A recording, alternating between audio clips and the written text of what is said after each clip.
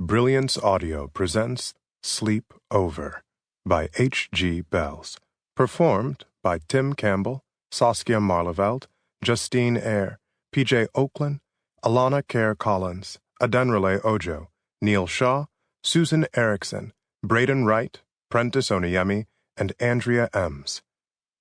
Did you know that without sleep, human beings die? Because no one told me.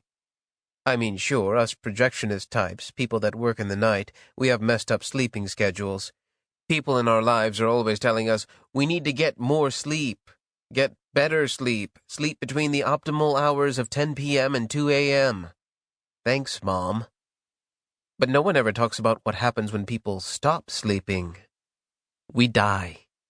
And not like in a few years we die, in a month, in weeks, in days. In those early nights, though, on that first day, hardly anyone knew that. I went to work as normal, pretty groggy, but able to drag my feet up through the fire exit stairwell into my projection booth, able to thread up the first set. Digital cinema was taking over the world, but little places like us were last on the list for conversion. People in Lima didn't seem to mind watching 35mm films, or at least, when given the choice between the more expensive digital ticket price and our price, we could at least hold our own against our larger competitors. I certainly didn't mind projecting it. It was fun, and I got quite good at it. Well, when I wasn't sleep-deprived, I was good at it. That first day, after one missed night of sleep, I made 3 mistakes. But they were injuries to my skin and not damage to the film prints, thank God. Most everyone has missed a night of sleep at some point in their life, staying up all night studying, worrying, working. So the morning after night number 1, everyone was pretty sour, but it's not like we knew the end of the world was beginning. Social media had exploded in the night. Hashtag why can't I sleep? Hashtag mass insomnia. Hashtag fuck 4 a.m. And a myriad of other hashtags spoke to the collective frustration and confusion over the lack of sleep.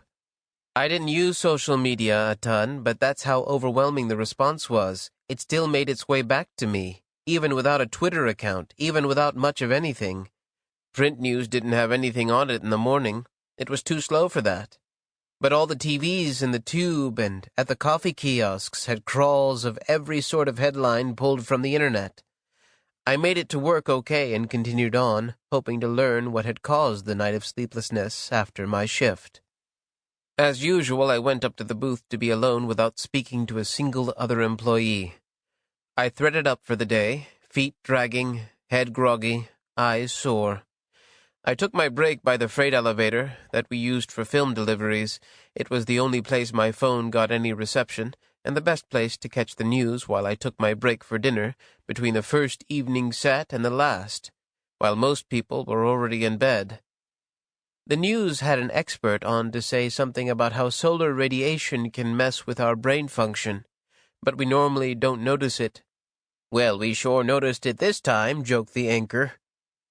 At some point in all our lives, we learn what our threshold for detecting patterns is. For most of us, it's 3 instances of something. Someone comes to a film 3 Tuesdays in a row, I expect them on the 4th.